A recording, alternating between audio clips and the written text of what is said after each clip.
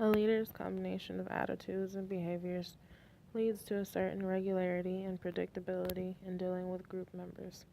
A leadership style is a relatively consistent pattern of behavior and characterizes a leader.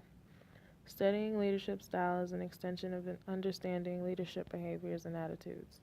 Most classifications of leadership style are based on the dimensions and consideration of initiation. The participative style encompasses the teamwork approach. Predominant behaviors of participative leaders include coaching team members, negotiating their demands, and collaborating with others. Often the team member who has the most relevant knowledge for the task at hand slips into a leadership role. Research indicates that poor performing teams are often dominated by the team leader, whereas high performing teams are characterized by shared leadership. To be an effective consultative leader, you need to create a culture of speaking up in your team. If your strongest leadership traits is directive, then the change would not be immediate. Imagine an authoritative army general suddenly asking his sergeants about how to fight a war. His sergeants will keep quiet for a long time before they decide it's actually safe to speak up. The reason is many people are afraid of being criticized or looking stupid in front of their boss. Because of this fear, the more comfortable approach is to simply keep silent and agree.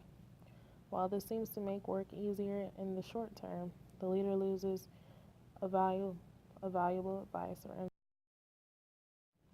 Consensus leaders strive for consensus.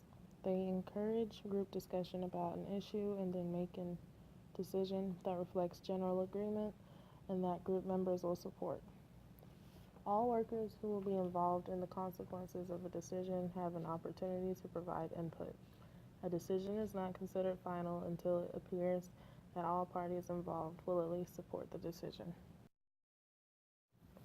Democratic leadership, also known as participative leadership or shared leadership, is a type of leadership style in which members of the group take a more participative role in the decision-making process.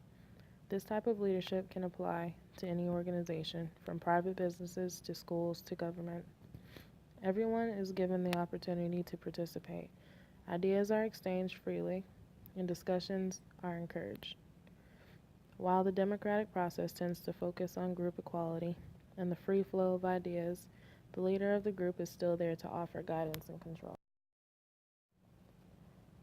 In contrast with participative leaders are autocratic leaders, who retain most of the authority.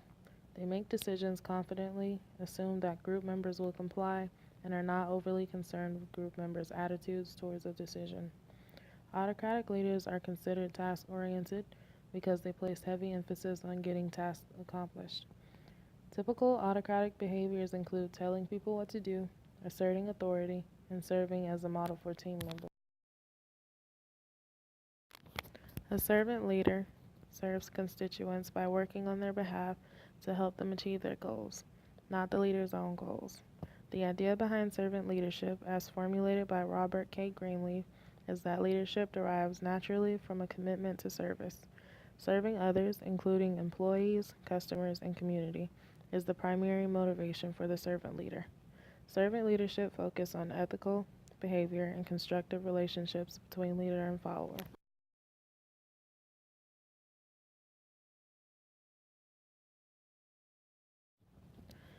In most large organizations, leaders not only provide feedback to group members, but also receive feedback that gives them insight into the effects of their attitudes and behaviors.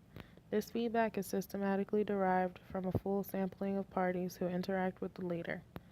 In particular, 360-degree feedback is a formal evaluation of superiors based on input from people who work for and with them, sometimes including customers and suppliers.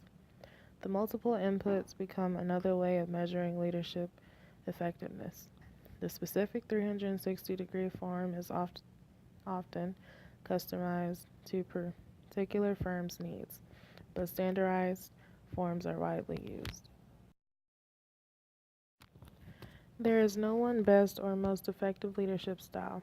A study of 3,000 executives revealed that leaders who get the best results do not rely on one style. Instead, they use several different styles in one week, such as being autocratic in some situations and democratic in others.